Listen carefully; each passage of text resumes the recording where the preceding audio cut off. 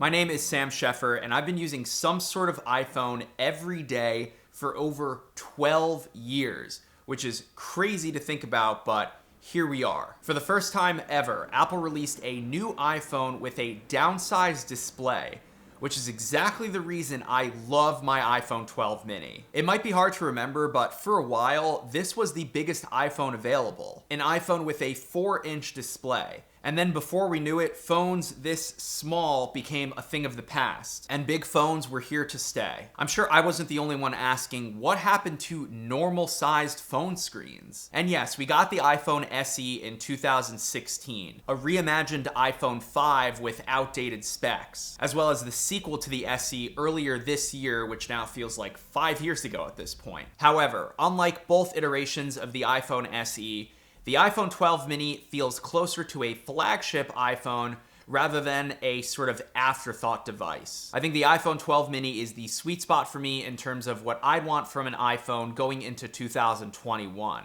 And there are some obvious drawbacks here, but I'm learning to live with them. Sacrifices, like battery life. In no way is this thing going to compete with the battery that's in the iPhone 12 Pro Max or the 12 Pro or even regular 12. The physical size of the iPhone 12 mini just doesn't allow for a battery as big as what you'd find in those bigger iPhones, and that's just something I've accepted. It feels like what the iPhone battery used to feel like, which is to say, it's not great, and you'll definitely have to charge it throughout the day if you're constantly using it. But with the iPhone 12 lineup comes Magsafe, a pretty nifty magnetic charging system that can do up to 15 watts of wireless charging with this puck. I don't always use Magsafe to charge, but I think it's well implemented. There are subtle yet beneficial design perks with Magsafe. You get the freedom of positioning the cable how you'd like while charging and using the phone. And these iPhone 12s don't actually touch my desk when they're resting and charging. Those are things you may not have thought of if you haven't used this yet. Like with every other iPhone ever, when it's plugged in, the cable is just sticking out from the underside of the phone, and it kind of gets in the way. And then when you rest your phone on the desk to charge, it makes contact with the desk, and that's how you get scratches. And then there's the build quality of the iPhone 12 mini. While I think I'd still prefer an aluminum or metal housing for the iPhone, this is glass, I think the iPhone 12 mini and the rest of the 12 lineup are the proper sequel to what would have made sense directly after the iPhone 5S. Apple has been making these rounded edge phones for over half a decade now. And I think we've forgotten just how nice the industrial design aesthetic of flat-edged phones are. At least I did. Holding the mini in particular in my hands doesn't feel like a burden. Instead, it brings with it some of the magic of what made iPhone special in the early 2010s. Picking this thing up off my desk or putting it in my pocket just feels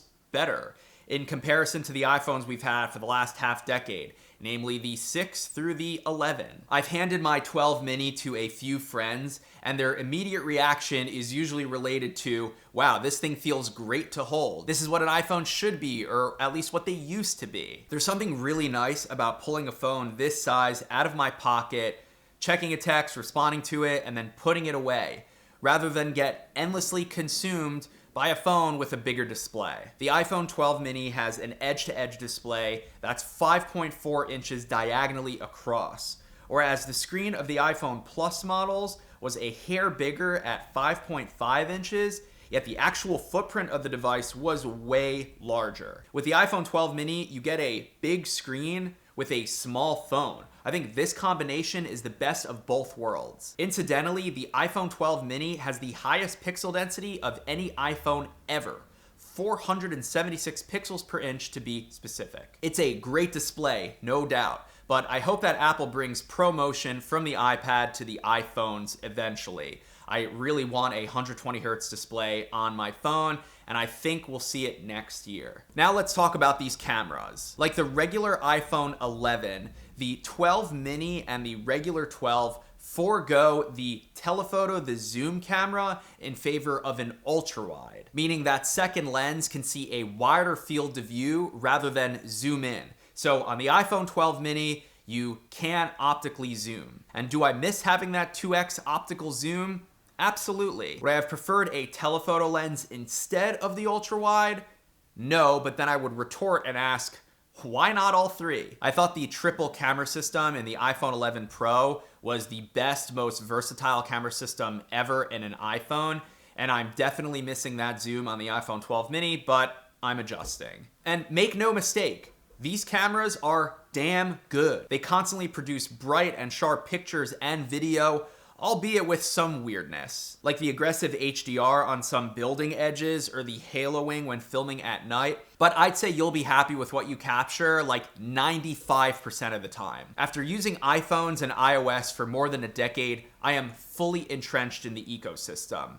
At least here in the United States, most of my friends use iMessage. I FaceTime my parents all the time, and AirDrop is a great solution for sending and receiving files between Apple devices. I've taken it upon myself to sort of digitally cleanse my iPhone. I only have one page of apps now, and the rest are tucked away in the app library. If you want to do this too, you can just press and hold on an app and then choose remove from home screen.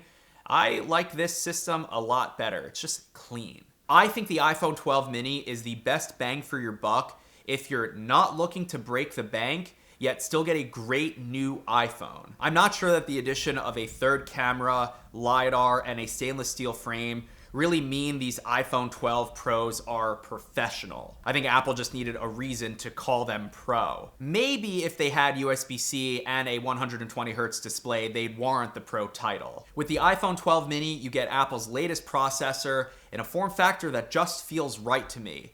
I wish this thing had Touch ID in the power button. I wish it had the third camera. I wish it had a better battery. But daily driving a phone like this is right where I want to be these days. And I'm not the only one that feels this way. I like it a lot. I think the form factor is just right. They could have gone maybe a little bit smaller, like the 5S is still my favorite form factor ever. But the form factor is correct. I miss the telephoto like zoom lens, but not enough to like care. The battery sucks. And I understand like they've got a super powerful chip in there in a small form factor, so they had to cut back on the battery, but it sucks. Like 60% at 10 a.m. kind of sucks. Overall, the iPhone 12 mini is like my favorite iPhone in a really long time. It's second place for favorite iPhone ever, just behind the 5S. Now, of course, this isn't the phone for everyone. People want bigger screens. And I've had plenty of people tell me they're really happy with their iPhone 12 Pro Max. And that's great. I'm glad you're enjoying using a tablet as your phone. And even more so, I'm just happy that Apple seems to be listening to consumers and giving us more options. And now, I hold my breath for the iPhone 13 Pro Mini. Until then, thanks for watching.